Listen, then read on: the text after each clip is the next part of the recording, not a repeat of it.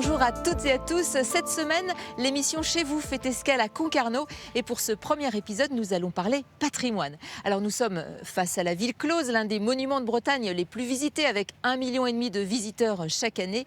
Et l'un des moyens les plus insolites pour y accéder, c'est le Vachic. C'est ce petit bac capable de transporter 30 personnes d'une rive à l'autre à la demande. Et aujourd'hui, c'est Stéphane qui est aux manettes.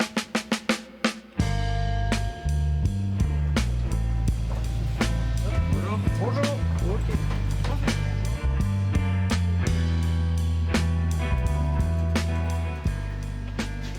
Stéphane, en quelques chiffres, le Vachic, ça représente combien de passagers par an ? On avoisine les 300 000. 300 000, dont 100 000 rien que dans le mois d'août. Et des riverains, des touristes ? Après, c'était peut arriver octobre, novembre, là, oui. Les touristes, il n'y en a plus beaucoup. On a beaucoup de riverains qui vont faire des courses ou des élèves qui vont à l'école. Mais on arrive toujours à faire 400, 500 personnes dans la journée. Là. C'est une toute petite traversée, oui. Mais qui évite un grand détour. Ben oui, ça évite 3 km par les quais. Ce bateau, il s'appelle le Vachic. Pourquoi ? Le Vachic, c'est le nom qu'on donne toujours aux habitants du quartier du Passage. Donc, ça date de très longtemps. Hein. C'était un peu les Vachics, donc les gardiens de vaches d'un côté, et les marins côté Concarneau. Ouais, un peu bisbille entre les deux, quoi. Oui. Et alors, on n'entend rien ? Ah non, c'est un bateau électrique. Un bateau électrique, depuis 2015, on a un bateau électrique, là, et c'est très très agréable. On n'a plus les odeurs de gasoil, on n'a plus le bruit du moteur dans les oreilles. Et on a vite pris goût. Vous n'êtes pas tombé en panne de batterie ? Non, ça marche bien. Et ça n'a pas toujours été le cas, hein, parce qu'effectivement, avant que ce soit électrique, vous disiez un diesel. Ouais. Je vous propose de regarder ce reportage extrait des archives de l'INA. On remonte le temps. Surplombant l'entrée du port de Concarneau, le quartier du Passage est séparé de la ville close par un chenal de 60 mètres de large, par où transite tout le trafic portuaire. Les deux rives sont reliées par le bac depuis le Moyen-Âge, car autrefois la route de Nantes à Brest passait par ce bras de mer. Aujourd'hui, 230 000 personnes l'empruntent chaque année, 7 jours sur 7, à raison de 2 minutes de traversée, la plus courte de l'Atlantique. Motorisé depuis seulement les années 60, le bac reste pour les habitants du Passage le moyen de transport le plus rapide pour se rendre au centre-ville. 78 ans. Que vous prenez le bac ? Ben oui, parce que en un an, je passais le bac alors. J'ai 79. À l'époque, il n'était pas moteur, non ? Pardon ? À l'époque ? Non, c'était comme à la rame. Et c'était beaucoup mieux. Et quand il faisait mauvais, on mettait une corde et on allait avec une corde d'un bout à l'autre, du côté opposé là, quoi. On n'a jamais eu un pépin, rien, même que nous étions à la Gaudie, ni rien. C'est pratique pour vous d'avoir un bac ? Ah, sûrement. Vous vous rendez compte, le Passage, surtout, nous n'avons pas de magasin dans le Passage, dans le vieux Passage, quoi. Alors, le temps de descendre et prendre le bateau, on fait tout à Concarneau, quoi. Combien de temps on a mis ? On a 2 minutes 30 à peu près. Bon, rapide. Hein. Oui, c'est rapide. Merci Stéphane. À bientôt. Allez, bonne journée, au revoir. Au revoir.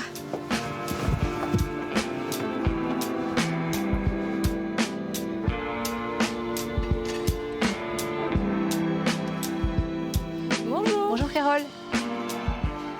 Carole, vous êtes chargée du patrimoine pour la ville de Concarneau et vous nous avez donné rendez-vous ici. C'est le Carré des Larrons. Exactement. Pourquoi ça s'appelle comme ça ? Alors, étrangement, le carré, ça n'a pas vraiment une forme de carré, mais les larrons, ça vient du fait qu'au Moyen-Âge, ici, il y avait un tribunal. Donc on a un peu de mal peut-être à l'imaginer puisqu'on a un aménagement en amphithéâtre aujourd'hui qui date des années 1990. Donc c'est un lieu aujourd'hui qui accueille des spectacles, du spectacle vivant, des concerts.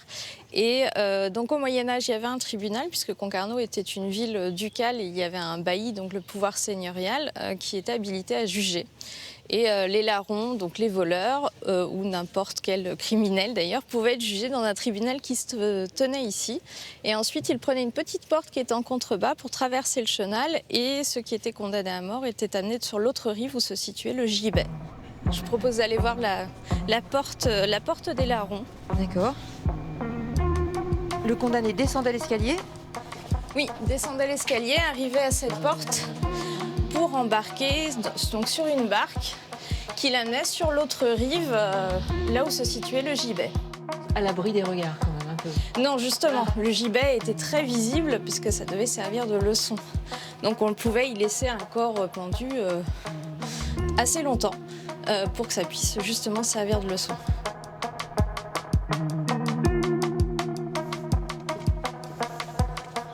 Donc ici, il y a beaucoup de gens qui passent tous les ans. Tous les ans, on accueille à peu près 1,5 million de visiteurs. À quoi ressemblait la ville close à l'époque florissante? C'était donc après le Moyen-Âge? Alors, Concarneau, la première installation, ce sont des moines venus de Landévennec qui sont venus vers le milieu du XIe siècle installer un monastère. Et la ville se développe à partir de là. Il y a des populations civiles qui s'installent. Et jusqu'au XIXe siècle, c'était une ville garnison, donc plusieurs siècles très florissants. Et c'est seulement au XIXe siècle, donc très récemment, finalement, dans l'histoire de la ville, que les populations vont prendre possession du reste du territoire en dehors des murs de la ville close. Parce que c'était devenu trop petit finalement. Oui, on a compté jusqu'à 1000 habitants à Concarneau. Au XVIIIe siècle, on a des relevés de population à un peu plus de 1000 habitants. En ville close. En ville close. Contre combien aujourd'hui? À peu près 80 habitants permanents, beaucoup moins. C'est une ville médiévale fortifiée qui a la particularité d'être sur une île et puis un port de pêche, un port en pleine activité qui est situé en centre-ville avec la particularité que la ville close est classée monument historique.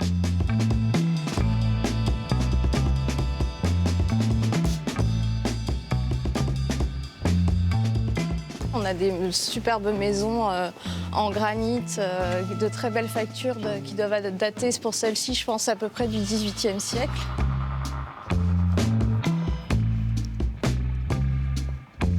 Donc la porte au vin est juste sur notre droite. Ah, ok. Voilà.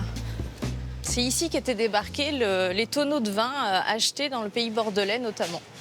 Ah, même tout arrivait en bateau, quoi. Alors, tout arrivait en bateau, effectivement. Il n'y avait pas de quai jusqu'au tout début du XXe siècle. C'était directement sur la grève, donc beaucoup plus bas. Et les bateaux débarquaient ici et ensuite étaient livrés en ville close. Et est-ce qu'on échangeait des sardines contre du vin?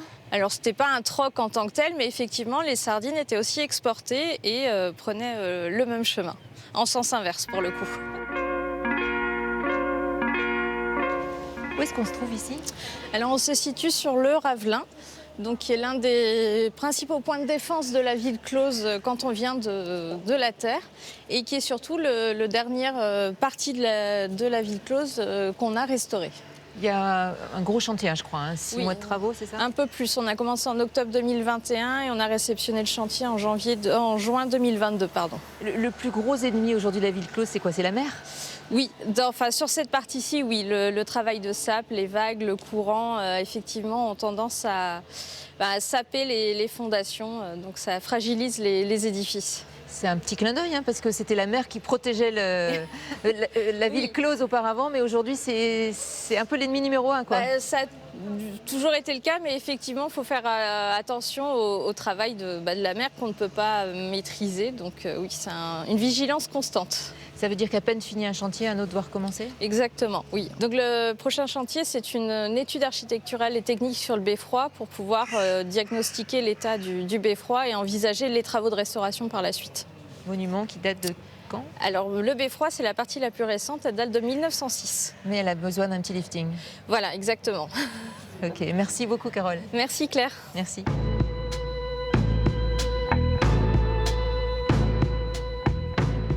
C'est un autre joyau du patrimoine qui menaçait de tomber en ruine. Les travaux ont démarré en 2019 sous l'impulsion du premier loto du patrimoine. Ce site, c'est Fort Cigogne. L'ancien fort militaire du XVIIIe siècle se situe juste en face de Concarneau et le locataire principal est l'école de voile des Glénans. Au cœur de cet archipel paradisiaque, Fort Cigogne et sa tour à mer étaient considérés comme patrimoine en péril. Les voilà sauvés. Depuis 3 ans, des ouvriers spécialisés dans la restauration des monuments historiques se relaient au chevet du fort qui prenait l'eau de toutes parts.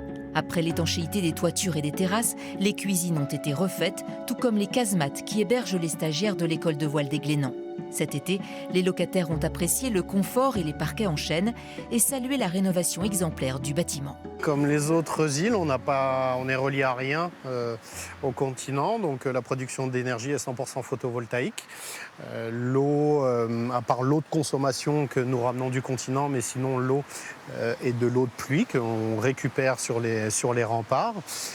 Nous avons un système d'assainissement aussi qui est aux normes, ce qui n'est pas simple sur les îles, notamment avec du lombricompostage. Mais voilà, nous avons tout un message aussi à transmettre sur la fragilité de l'archipel, sur cet écosystème qui est magnifique mais qui est fragile. Un chantier hors norme en pleine mer, estimé à 5 millions d'euros. En 2024, les travaux devraient être achevés.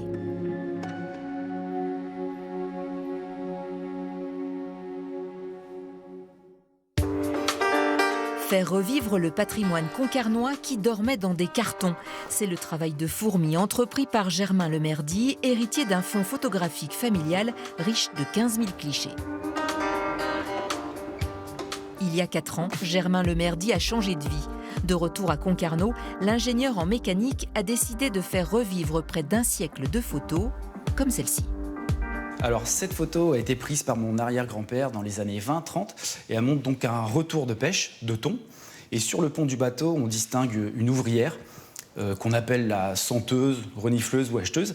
Et c'est elle qui a été chargée de négocier avec les marins le prix du thon. Et le prix dépendait en fait de l'état de fraîcheur du thon.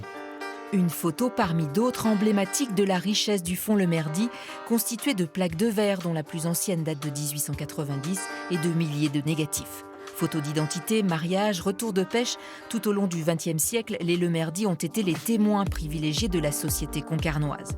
Pour chaque cliché, restauré et numérisé, ce sont des heures de travail, mais la magie opère toujours, comme si les photos étaient trempées une deuxième fois dans le révélateur.